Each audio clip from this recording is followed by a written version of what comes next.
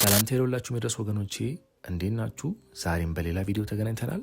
ወገኖቼ ከዚህ በፊት በተለያዩ ፕሮግራሞች ስለሚበሉና ስለሚጠጡ ነገሮች የተለያዩ አስገራሚ አስደናቂ ፕሮግራሞች እንደሰራሁላችሁ ሁላችሁ የምታስታውሱት ነው።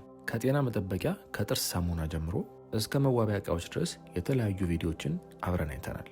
ወገኖቼ ታዲያ እነዚህን ፕሮግራሞች ሲሰራ ረጅም ሰዓት ወስጄ ጥልቅ የሆነ ምርምርና ጥልቅ የሆነ ጥናትና ምርምር አድርጌ የራሴን የግል ሐሳብና ድምዳሜ ከማቅረቢያ አንጻር እኛ እንደ ኢትዮጵያውያን ሳይሆን እንደ ዓለም ሕዝብ የሰው ልጅ ሊበላው ሊጠቀመው ወደ ሰውነቱ ሊያስገባው የማይችለውን ያልተፈቀደውን ነገር እንዴት በቀላሉ አፍዘውን አደንዝዘውን ሸውደውን ሰው ሊበላው የማይገባውን ነገር እንድንበላው እንድንጠጣው እንድንጠቀመው እንዴት ሊያሳምኑ እንደቻሉ እስከዛሬ ድረስ ለኔ ሚስጥር ነው። ወገኖቼ ዛሬ ስለ ካስቶሪየም ልንገራችሁ። አዎ በትክክል ሰምታችሁኛል።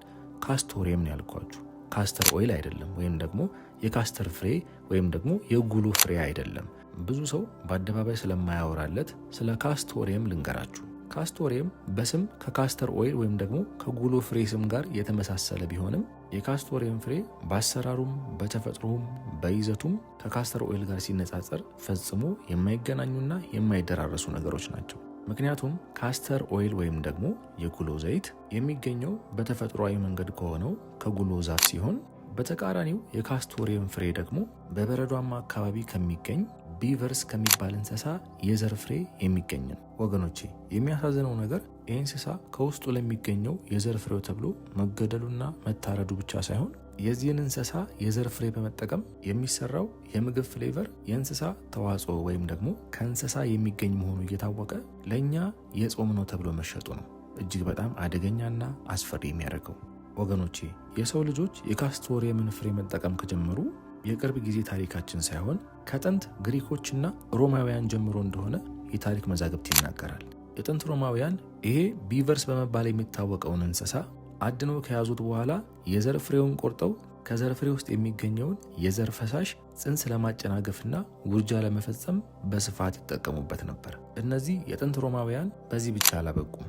እጅና እግራቸው ሽባ የሆኑ ሰዎችንም ለማከም ይጠቀሙበት እንደነበረ የታሪክ መዛግብቶቻቸው በስፋት አስፍረዋቸው ይገኛሉ።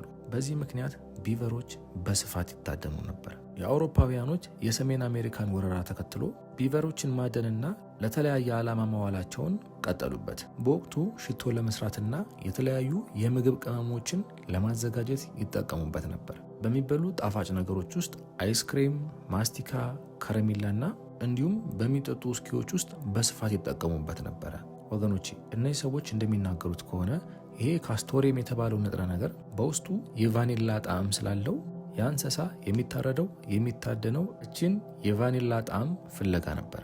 የ12 ዓመቱ ሜክሲካዊ ታዳጊ ከ180 ዓመት በፊት ዛሬ በስፋት የቫኒላ ፍሌቨር ወይም ደግሞ የቫኒላ ጣዕም አለው ተብሎ የሚታወቀውን የቫኒላ ፍሬ ከማግኘቱ በፊት አውሮፓያኖችና አሜሪካኖች የቫኒላ ፍሌቨርን ይጠቀሙት የነበረው የእነዚህም ቢቨሮች የዘር ፍሬ በመጠቀም ነበረ የቫኒላ ጣዕምን ወይም ፍሌቨርን ይሰሩ የነበረው። ወገኖቼ የሚያሳዝነው ነገር የቫኒላ ፍሬ በዚህ የ12 ዓመት ታዳጊ የተገኘና ለዓለም እንደ አዲስ የተዋወቀ ቢሆንም አንዳንድ ኢንዱስትሪዎች ካስቶሪየምን መጠቀማቸውን አላቆሙም። የሚያስገርመው ነገር እስከዛሬ ድረስ ካስቶሪየምን መጠቀማቸው አለማቆማቸው ሳይሆን የአሜሪካ የምግብና የጤና ቁጥጥር FDA ለምግብና ለመጠጥ ካስቶሪየም ተስማሚ ነው ፈቅዶታል፣ ህጋዊም አድርጎታል። ወገኖቼ እኛ ልብ ልንለውና ልናስተውል የሚገባው ነገር ቢኖር ከዚህ እንስሳ የሚገኘው ካስቶሪየም በዋጋው እጅግ በጣም ውድ የሆነና አሁን ባለንበት ዘመን እንደ ልብ የማይገኝ ነው። ትክክለኛውም የቫኒላ ፍሬ ቢሆን ዛሬ ይህን ቪዲዮ በሰራውበት ሰዓት በዓለም ገበያ ላይ 20 የቫኒላ ፍሬ በ$17 ከ99 ሳንቲም እየተሸጠ ይገኛል። ስለዚህ ወገኖቼ በየሱቁ በየሱፐርማርኬቱና በተለያዩ የገበያ ስፍራዎች የቫኒላ ፍሌቨር አለው ብለን የምንገዛውና በየኬክ ቤቱ የቫኒላ ፍሌቨር ይሁንልኝ ብለን የምንበላው ኬክና አይስክሬም የቫኒላ ምርቱ ከየት መጣ፣ እንዴት ተሰኛ፣ በዚህ ርካሽ ዋጋ ልንገዛውና ልናገኘው ቻልን የሚለው ጥያቄ ራሳችንን መጠየቅ ያለብን ሰዓት ላይ የደረስን ይመስለኛል። ወገኖቼ ልናስተውል የሚገባው ነገር በዚህ ዘመን ከየት እንደመጣ ማን እንደሰራው ከምን እንደተሰራ ካላወቅን በስጋችንም ሆነ በነፍሳችን ላይ የሚደርሰው አደጋ ከፍተኛ ነው የሚሆነው። This is something that is a specialty from the north part of Sweden. You won't believe people drink this. Not maybe every day, but every now and then, especially for special occasions. So this is beaver anal gland vodka. You slaughter a beaver and you cut out the anal gland. It's this one right here. You soak it in either homemade alcohol or in vodka for a couple of months, 2, 3, 4 months, until it takes this kind of amber color. And it takes on a smell that is like pine, tar, wet fur. And if we taste it a little bit, it tastes a bit like the forest.